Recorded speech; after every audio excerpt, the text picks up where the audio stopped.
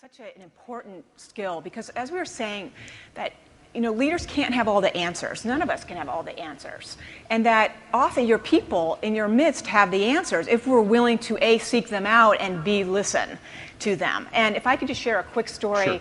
During the Clinton administration, in 1996, I don't know if you all remember when President Clinton signed the welfare legislation. It was a big issue in this country. That work to welfare piece? Yeah, he basically signed new legislation that gave work requirements to people on welfare. So it was the first time in 60 years that there had been such a change. And so what it meant was that people couldn't be on welfare for life. They had to actually go to work, and they could be on it for 2 years with a max of 5 years. Well, when he signed this legislation, it was the Democratic constituencies were beside themselves. And I was running the women's office. So the reaction of the women's constituency and the women leaders and the people who were experts in poverty, there was this huge fear that we were doing a huge disservice. President Clinton believed actually we were giving back people respect to go to work. And so it was a very difficult time in the White House. But what we decided to do in the women's office was to not close the doors to the White House and say, listen, the president signed this bill, there's nothing we can do. We opened the doors and invited the women leaders to come in and have a conversation with us, even though they were so upset.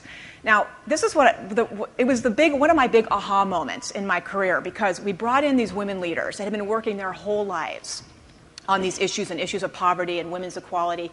And they came in so upset about this, so mad at the president, so frustrated.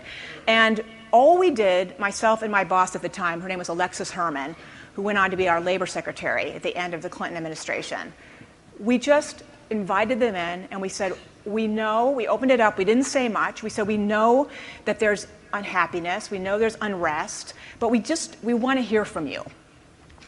And we just listened to their frustration, how they were feeling. We didn't try to convince them that what they were feeling was wrong or that the president was right. We just listened. And it was one of the most exhausting, draining 2 hours of my career. But what was so amazing about it was the next day, we got all kinds of calls and emails from women saying it was the best meeting they ever had in the White House, that they felt listened to. And even though we didn't break any huge ground, we didn't move we just said, stay with us. The president wants to make it a better bill. We need you, and we understand. And that was just listening, being able to say, we don't agree on this, but let's sit and listen. Now you work with both men and women on these issues. I assume there's some difference. I know not overly stereotyping, but sort of what the faults might be around listening.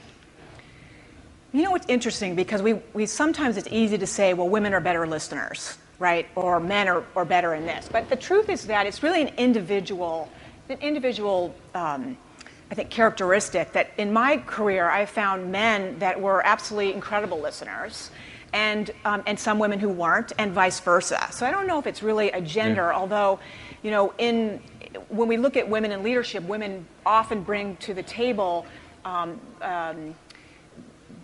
I would say more collaborative spirit, and part of bringing in collaboration is more of an ear for listening.